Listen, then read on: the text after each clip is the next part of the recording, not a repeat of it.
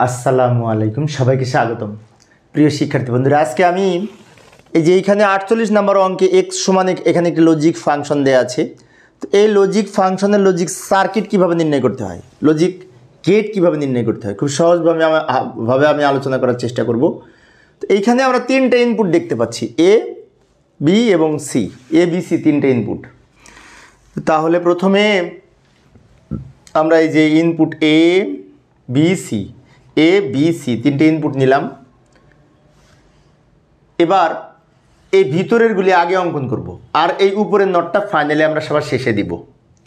এ, B গুণ করে তার উপরে নট, গুণ করে নট মানে কি ন্যান গেট তৈরি করতে হবে, তাই না?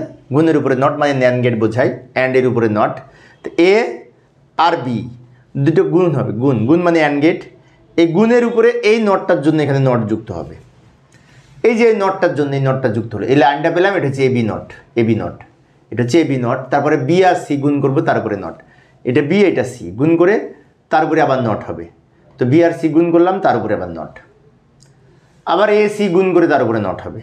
এটা এ আর এই লাইনটা হচ্ছে সি, গুণ করব তার উপরে নট, গুণ করব তার উপরে নট। তাহলে এই যে লাইনটা পেলাম এটা এবি নট, এই যে লাইনটা পেলাম এটা বি সি নট, এই যে লাইনটা পেলাম এটা হচ্ছে এ আর সি গুণ করে তার উপরে নট, এ সি গুণ করে তার উপরে নট। এবার কি করব, এটার ফলাফল, এটার ফলাফল, এটার ফলাফল তিনটা মিলে আবার গুণ হবে। গুণ মানে কি আবার একটা অ্যান্ড গেট অঙ্কন করব, তার উপরে নট যুক্ত হবে। তাহলে এইখানে আমরা একটু টেনে ছোট করতে পারি, এটা উপরে নিতে পারি। তিনটা মাথায় একসাথে করে নিলাম, তিনটা ইনপুট। এখন এইখানে যে গেটটা অঙ্কন করব তার ইনপুট হবে এইটা, এটা, এটা। তো এটার ফলাফল এইটা, এটার ফলাফল এইটা এবং এইটার ফলাফল এইটা। তিনটা মিলে কি হবে, গুণ হবে। গুণ মানে কি আবার অ্যান্ড গেট, এবং এই অ্যান্ডের উপরে এই টোটাল নটটার জন্য এখানে নট যুক্ত হবে। এই যে ফাইনালি যে আউটপুটটা পেলাম এইটা হচ্ছে এইটা। এইভাবে আমরা লজিক ফাংশন থেকে লজিক গেট খুব সহজেই অঙ্কন করতে পারি, লজিক গেট বা লজিক সার্কিট।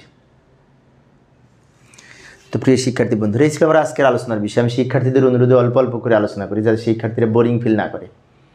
পরের ক্লাসটি দেখার আমন্ত্রণ রইল। খোদা হাফেজ।